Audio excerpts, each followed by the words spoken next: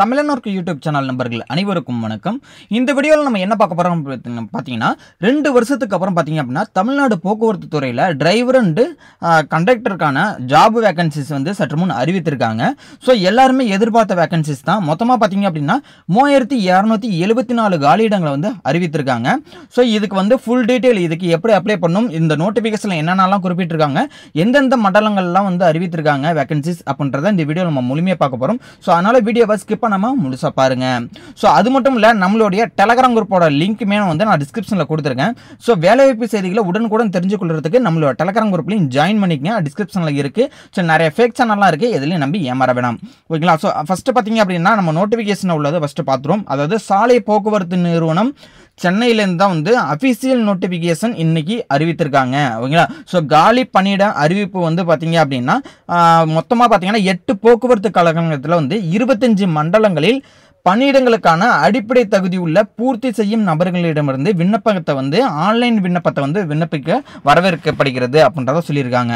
அதாவது இந்த வேலைக்கு வந்து பார்த்தீங்க அப்படின்னா இந்த 3274 வேகன்சிஸ்க்கு தகுதியான விண்ணப்பத்தை வந்து ஆன்லைன் மூலியமாக தான் வந்து விண்ணப்பிக்கிறதுக்கான விண்ணப்பங்கள் வந்து வரவேற்கப்படுகிறதுன்னு சொல்லியிருக்காங்க. ஸோ 8 கழகங்கள் சொல்லியிருக்காங்க. அந்த 8 போக்குவரத்து கழகங்களோட பெயர்கள் என்னென்னலாம் இருக்குது அப்படின்னு பார்த்தீங்கன்னா மாநகர போக்குவரத்து கழகம் சென்னை. ஓகேங்களா? ஸோ சென்னை மண்டலத்துக்கு கேட்டிருக்காங்க. ஸோ ரெண்டாவது பார்த்தீங்கன்னா அரசு விரைவு போக்குவரத்து கழகம் தமிழ்நாடு வரையறுக்கப்பட்டது சென்னை அப்படின்றத கொடுத்திருக்காங்க. ஸோ மூணாவதா பார்த்தீங்க அப்படின்னா தமிழ்நாடு போக்குவரத்து கழகம் வந்து விழுப்புரம், இந்த விழுப்புரம் மண்டலத்தில் கேட்டிருக்காங்க.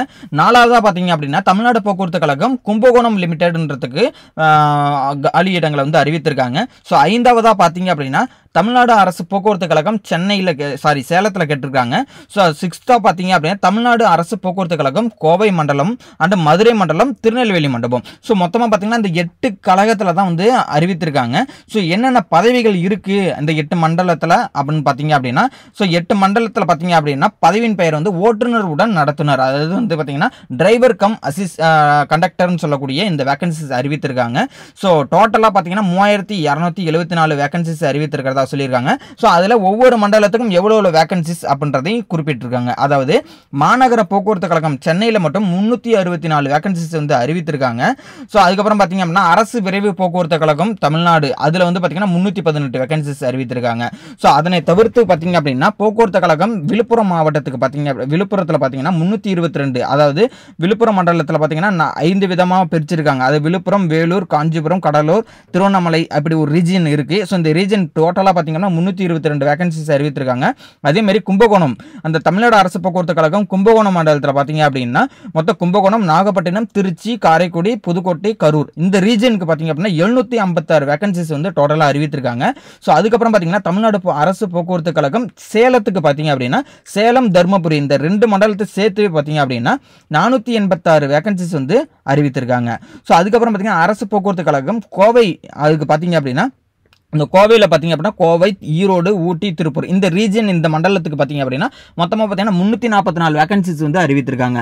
ஸோ நெக்ஸ்ட் பார்த்தீங்க அப்படின்னா மதுரை வந்து சொல்லியிருக்காங்க. ஸோ இந்த மதுரைக்கு பார்த்தீங்க அப்படின்னா மதுரை, திண்டுக்கல், விருதுநகர் இந்த 3 மண்டலத்தையும் சேர்த்து 322 வேகன்சிஸ் அறிவித்திருக்காங்க. ஸோ ஃபைனலாக பார்த்தீங்கன்னா திருநெல்வேலிக்கு வந்து கொடுத்துருக்காங்க. அதாவது திருநெல்வேலி மண்டலத்தில் பார்த்தீங்க அப்படின்னா திருநெல்வேலி, நாகர்கோயில், தூத்துக்குடி ஸோ இந்த 3 மண்டலத்துக்கு வந்து பார்த்தீங்கன்னா டோட்டலாக 362 வேகன்சிஸ் வந்து அறிவித்திருக்காங்க. ஓகேங்களா? ஸோ டோட்டலாக இந்த எல்லாத்தையுமே சேர்த்து எவ்வளோ இருக்குது அப்படின்னு பார்த்தீங்கன்னா 3274 வேகன்சிஸ் வந்து அறிவித்திருக்காங்க. ஓகேங்களா? ஸோ இந்த இனர் சுழற்சி நிலுவையில் வந்து எவ்வளோ காலியிடங்கள், அதாவது பேக்லாக்னு சொல்லக்கூடிய இந்த வேகன்சிஸ் எவ்வளோ இருக்குன்னு பார்த்தீங்கன்னா அரசு விதிமுறைகளின்படி நடைமுறைப்படுத்தப்படும் சொல்லியிருக்காங்க. ஓகேங்களா? ஸோ இது வந்து ஒரு ஷார்ட் நோட்டீஸ் கொடுத்துருக்காங்க. ஸோ நாளைக்கு தான் வந்து அதாவது 21/3/2025 தான் அப்ளை பண்ணுறதுக்கான ஆன்லைன் அப்ளிகேஷன் ஃபார்ம் அண்டு அதெல்லாம் வந்து ஓப்பன் ஆகும். ஓகேங்களா? ஸோ அது வந்து நாளைக்கு தான் ஓப்பன் ஆகும். ஸோ இன்றைக்கி ஷார்ட் நோட்டீஸ் வந்து அறிவித்திருக்காங்க. ஓகே, இந்த வேகன்சிஸ்க்குலாம் வந்து விண்ணப்பிக்கிறதுக்கான விண்ணப்பதாரரோட வயது பார்த்தீங்க அப்படின்னா உங்களோட வயது பார்த்தீங்கன்னா 1/7/2025 படி 24 வயசு வந்து நீங்கள் வந்து பூர்த்தி அடைஞ்சிருக்கணும்னு சொல்லியிருக்காங்க. அதிகபட்ச வயசு மட்டும் தான் என்ன பண்ணிருக்காங்கன்னா ஒவ்வொரு கேட்டகரி வைஸாக வந்து கொடுத்துருக்காங்க. அதாவது பொது வகுப்பினர், அதாவது ஓசி கேட்டகரியாக இருக்காங்க அப்படின்னா 40 வயசு பூர்த்தி அடையாமல் இருக்கணும் அப்படின்னு சொல்லியிருக்காங்க. மிகவும் பிற்படுத்தப்பட்டோர், அப்புறம் பிற்படுத்தப்பட்டோர், சீர்மரபினர், தாழ்த்தப்பட்ட வகுப்பினர், பழங்குடியினர், அது BC, BC, MBC, DNC, SC, ST இவங்க கேட்டகரியில் உள்ளவங்களுக்குலாம் பார்த்தீங்கன்னா 45 வயசு வந்து பூர்த்தி அடையாமல் இருக்கணும்னு சொல்லியிருக்காங்க, அதிகபட்ச வயசு.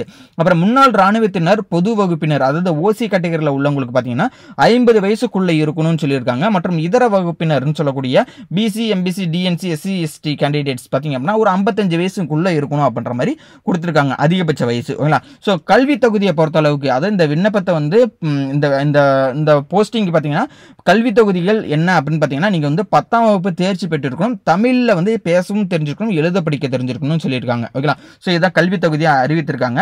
முக்கிய தகுதிகள்னு சொல்லி குறிப்பிட்டிருக்காங்க. ஸோ அந்த முக்கிய தகுதிகள்லாம் வந்து என்னென்ன இருக்கணும் அப்படின்னு பார்த்தீங்கன்னா செல்லத்தக்க கனரக வாகன ஓட்டுநர் அப்படின்னு சொல்லக்கூடிய ஹெவி லைசன்ஸ், ஓகேங்களா, வேலிடான ஹெவி லைசன்ஸ் வந்து நீங்கள் வந்து டிரைவிங் லைசன்ஸ் வச்சிருக்கணும்னு சொல்கிறாங்க. மற்றும் குறைஞ்சபட்சமாக வந்து பார்த்தீங்கன்னா 18 மாதம் வந்து நீங்கள் வந்து கனரக வாகனம் வந்து ஓட்டினதுக்கான அனுபவ சான்றிதழ் இருக்கணும்னு சொல்கிறாங்க. அது 18 மாதம் வந்து உங்களுக்கு வந்து எக்ஸ்பீரியன்ஸ் சர்டிஃபிகேட் இருக்கணும்னு சொல்கிறாங்க. அது மட்டும் இல்லை முதலுதவி சான்றிதழ், பொது பணி வில்லை, அப்புறம் பார்த்தீங்கன்னா செல்லத்தக்க ஓட்டுநர் உரிமை வந்து பார்த்தீங்கன்னா 1/1/2025க்கு முன்னதாக பெற்றதாக இருக்கணும் அப்படின்றதான் சொல்லியிருக்காங்க. ஓகேங்களா? ஸோ அதனால் வந்து உங்களோட அந்த லைசன்ஸ்லாம் பார்த்தீங்க அப்படின்னா இதெல்லாம் வந்து வேலிட் லைசன்ஸை 1/1/2025க்குள்ளே வந்து நீங்கள் முன்னதாக பெற்றிருக்கணும் அப்படின்ற மாதிரி சொல்லியிருக்காங்க. முதலுதவி சான்றிதழ் அந்த பொதுப்பணி விலை எல்லாமே வந்து செல்லத்தக்க இருக்கணும் அப்படின்ற மாதிரி சொல்லியிருக்காங்க. ஓகேங்களா? ஸோ அது மட்டும் இல்லை, இதுக்கான ஃபிசிக்கல் குவாலிஃபிகேஷனுமே இருக்குது. அது என்னன்னு பார்த்தீங்கன்னா விண்ணப்பிக்கக்கூடிய விண்ணப்பதாரரோட உயரம் மற்றும் எடையை பொறுத்து அவங்க வந்து அறிவிச்சிருக்காங்க. அது உயரம் எவ்வளோ இருக்கணும் பார்த்தீங்கன்னா நீங்கள் வந்து 160 சென்டிமீட்டர் வந்து இருக்கணும் அப்படின்ற மாதிரி சொல்லியிருக்காங்க. எடையை பொறுத்த அளவுக்கு பார்த்தீங்கன்னா உங்களோட weight வந்து மினிமம் பார்த்தீங்கன்னா ஒரு 50 கிலோவாக இருக்கணும் அப்படின்ற மாதிரி ஃபிக்ஸ் பண்ணியிருக்காங்க. உங்களோட உடல் தகுதியை பொறுத்த அளவுக்கு பார்த்தீங்கன்னா தெளிவான குறைபாடுகளற்ற, அதாவது கிளியர் ஐ விஷன் சொல்லக்கூடிய கண் பார்வை பெற்றிருக்கணும். கரெக்டான கண் பார்வை வந்து நல்லா வந்து தெளிவாக இருக்கணும் அப்படின்ற மாதிரி சொல்லியிருக்காங்க. ரெண்டாவது பார்த்தீங்கன்னா எவ்விதமான உடல் அங்க குறைபாடுகள், அதாவது பிசிக்கல் டிஃபார்மிட்டின்னு சொல்லக்கூடிய எந்த உடல்களுக்கு வந்து குறைபாடுகள் வந்து இருக்கக்கூடாது அப்படின்ற மாதிரி தெளிவாக சொல்லியிருக்காங்க. ஸோ அதுக்கப்புறம் பார்த்தீங்க அப்படின்னா இந்த அஃபீஷியல் நோட்டிஃபிகேஷனில் பார்த்தீங்க அப்படின்னா குறைஞ்சபட்சமாக பார்த்தீங்கன்னா உங்களோட வயது வந்து 24 இருக்கணுன்ற மாதிரியும் சொல்லியிருக்காங்க. ஓட்டுநர் பயிற்சியில் வந்து தேர்ச்சி பெற்றவர்களாக இருக்கணும், 18 மாதம் வந்து முன்னனுபவம் வேணும் அப்படின்ற மாதிரி குறிப்பிட்டிருக்காங்க. ஸோ இந்த நான் மேற்கொண்டு சொன்ன எல்லாமே நான் வந்து எலிஜிபிலிட்டியாக இருக்கேன் அப்படின்றவங்களுக்கு வந்து விண்ணப்பத்தை வந்து பார்த்தீங்கன்னா ஆன்லைன் மூலமாக அப்ளை பண்ணும். அதுக்கான லிங்க் பார்த்தீங்க அப்படின்னா arasubus.tn.gov.in என்ற இணையதளம் வாயிலாக வந்து விண்ணப்பத்தை வந்து பூர்த்தி செய்ய சொல்லியிருக்காங்க.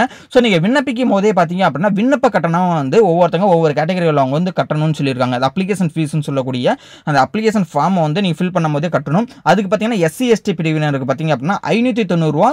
அதுக்கப்புறம் பார்த்தீங்கன்னா இந்த 590 ரூபா வந்து இந்த எஸ்சி எஸ்டி அண்ட் ஜிஎஸ்டி சேர்த்து தான் சொல்லியிருக்காங்க. ஸோ இதை கட்டணமாக வந்து நீங்கள் வந்து வங்கி சேவை கட்டணமாக வந்து செலுத்தணும்னு சொல்லியிருக்காங்க. அதுக்கு பார்த்தீங்கன்னா இதர பிரிவினர், அதாவது இந்த எஸ்சி எஸ்டி கேண்டிடேட்ஸை தவிர்த்து பாக்கி இருக்கிறவங்க எல்லாருமே பார்த்தீங்கன்னா 1180 ரூபா வந்து நீங்கள் பணத்தை கட்டணும்னு சொல்கிறாங்க. ஸோ இந்த விண்ணப்பம் தான் வந்து நீங்கள் அப்ளை பண்ணதுக்கப்புறம் உங்களை எப்படி தேர்வு செய்வாங்க அப்படின்றது எப்படின்னு சொல்லியிருக்காங்கன்னா மொத்தம் வந்து மூணு விதமாக செலெக்ஷன் பண்ணுவாங்க. அது என்னென்னு பார்த்தீங்கன்னா ஃபஸ்ட்டு வந்து எழுத்து தேர்வு. நீங்கள் அப்ளை பண்ணாங்க எல்லாருக்குமே பார்த்தீங்கன்னா ஒரு ரிட்டன் எக்ஸாமினேஷன் வைப்பாங்க. ஓகே, ரிட்டன் எக்ஸாமினேஷன் டேட் வந்து பின்னர் அறிவிக்கப்படும். ஸோ ஃபஸ்ட்டு ரிட்டன் எக்ஸாம் வைப்பாங்க. ரிட்டன் எக்ஸாம் வச்சு செய்முறை தேர்வுன்னு சொல்லக்கூட ப்ராக்டிக்கல் எக்ஸாம்னு வைப்பாங்க. ஸோ அதுக்கப்புறம் பார்த்தீங்க அப்படின்னா இதில் செலெக்ஷன் ஆன கேண்டிடேட்ஸ்லாம் பார்த்தீங்கன்னா உங்களை வந்து நேர்முக தேர்வு, அதாவது இன்டர்வியூ கால்ஃபர் பண்ணி அதுக்கப்புறம் என்ன பண்ணுவாங்கன்னா உங்களை வந்து செலெக்ஷன் பண்ணுவாங்க. ஓகேங்களா? ஸோ இதுதான் வந்து செய்முறை அதான் வந்து இதுதான் தேர்வு செய்யப்படும் முறைகள் சொல்லியிருக்காங்க. அதுக்கப்புறம் பார்த்தீங்க அப்படின்னா இந்த விண்ணப்ப கட்டணத்தை வந்து எக்காரணத்தை கொண்டு வந்து திரும்ப வழங்கப்பட மாட்டாது. அதாவது ரீஃபண்டபிளான ஒரு ஃபீஸ் கிடையாது இது. ஸோ அதனால் வந்து இந்த 1180 ரூபான்றது வந்து நம்ம அப்ளிகேஷன் ஃபீஸாக கட்டுறோம். நீங்கள் வந்து செலெக்ஷன் ஆனாலும் சரி ஆகலனாலும் சரி இந்த ரீஃபண்ட் பண்ண மாட்டாங்க இந்த பணத்தை. ஓகேங்களா? ஸோ அதை தெளிவாக சொல்லியிருக்காங்க. அதுக்கப்புறம் பார்த்தீங்கன்னா விண்ணப்பதாரர்களுக்கு வந்து எழுத்து தேர்வு, செய்முறை தேர்வு, நேர்முக தேர்வுக்கெல்லாம் வரும்போது அவங்களுக்கான பயண செலவு மற்றும் இதர தொகை வந்து எதுவும் வழங்கப்படாது. அதாவது வந்து டிராவல் அலவன்ஸ்னு சொல்லுவாங்க. ஸோ இது வந்து நீங்கள் வந்து ஒரு இன்டர்வியூக்கு வந்து நீங்கள் இப்போ எக்ஸாம்பிள் பார்த்தீங்கன்னா கும்பகோணத்தில் இருக்கிறவங்களுக்கு பார்த்தீங்க அப்படின்னா அதுலேருந்து ஒரு 15 கிலோமீட்டர் தொலைவில் இருப்பாங்க. ஆனால் அவங்களுக்கு வந்து எங்கே இன்டர்வியூ போட்டிருப்பாங்கன்னா ஒரு 15 கிலோமீட்டர் தொலைவில் வந்து ஒரு கும்பகோணத்திலேயோ அதுலேருந்து ஒரு 50 கிலோமீட்டர் தஞ்சாவூர்லேயோ போடுறாங்க அப்படின்னா அதுக்கான டிராவல் அலவன்ஸ் வந்து அவங்க வந்து வழங்கப்பட மாட்டாதுன்னு சொல்லியிருக்காங்க. அதுக்கப்புறம் பார்த்தீங்கன்னா இந்த நியமனம் தொடர்பான நடத்தப்படும் எழுத்து தேர்வு மற்றும் செய்முறை தேர்வு, நேர்முக தேர்வு தொடர்பான அனைத்து விவரங்களுமே பார்த்தீங்கன்னா அஃபீஷியல் வெப்சைட்டில் வந்து நாங்கள் வந்து பார்வையிடலாம்னே சொல்லியிருக்காங்க. ஓகேங்களா? ஸோ இணையதள விண்ணப்பம் மூலம் வந்து 21/3 23/2025 அதாவது நாளைக்கு பார்த்தீங்கன்னா மதியம் 1 மணிலேருந்து நீங்கள் விண்ணப்பிக்கலாம்னு சொல்லியிருக்காங்க. என்னையிலேருந்து என்னை வரலையும் அப்படின்னு பார்த்தீங்கன்னா நாளைக்கு 21/3/2025 மதியம் 1 மணிலேருந்து 21/4/2025 மதியம் 1 மணி வரையிலும் வந்து நீங்கள் கரெக்டாக ஒரு மாதம் வந்து இதுக்கு வந்து ஆன்லைன் அப்ளிகேஷன் ஃபார்ம் வந்து ஓப்பனில் இருக்கும் அப்படின்ற மாதிரி சொல்லியிருக்காங்க. ஸோ இந்த எலிஜிபிலிட்டி இருக்கிற அனைத்து கேண்டிடேட்ஸுமே இந்த ஒரு மாதன்றதை வந்து அலட்சியப்படுத்தாமல் ஸோ நாளையிலேருந்து நீங்கள் 1 மணிலேருந்து நீங்கள் அப்ளை பண்ண ஆரம்பிச்சிருங்க. அதுக்கான தகுதி சான்றிதழ்லாம் வந்து தயாராக எடுத்து வச்சுக்கிங்க. ஓகேங்களா? ஸோ உங்களுக்கு வந்து விண்ணப்பிக்கிறதுக்கு வந்து டவுட்டாக இருந்தது அப்படின்னா நீங்கள் அருகில் உள்ள வந்து இ-சேவை மையத்திலோ இல்லை வந்து ஒரு கம்ப்யூட்டர் சென்டரில் போய்ட்டு நீங்கள் வந்து விண்ணப்பிச்சிக்கலாம். ஓகேங்களா? ஸோ அதுக்கப்புறம் என்ன சொல்லியிருக்காங்கன்னு பார்த்தீங்கன்னா இதர விவரங்கள் வந்து போக்குவரத்து கழக பொதுப்பணி விதிகள் மற்றும் அரசு விதிகளுக்கு உட்பட்டது. தகுதி பெறாத விண்ணப்பத்தை வந்து எவ்வித அறிவிப்புமின்றி நிராகரிக்க போக்குவரத்து கழகத்துக்கு வந்து அதிகாரம் உண்டு.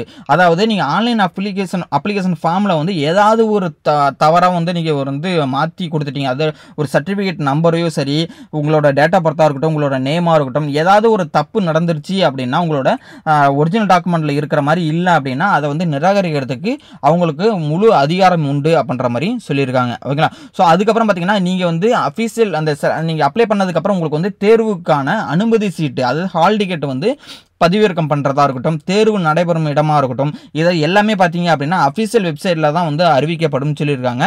ஸோ இதுக்கு வந்து விண்ணப்பதாரர்களுக்கு வந்து வெப்சைட்டை வந்து நீங்கள் வந்து விசிட் பண்ணிக்கிட்டே இருங்க அப்படின்ற மாதிரியும் சொல்லியிருக்காங்க. ஓகேங்களா?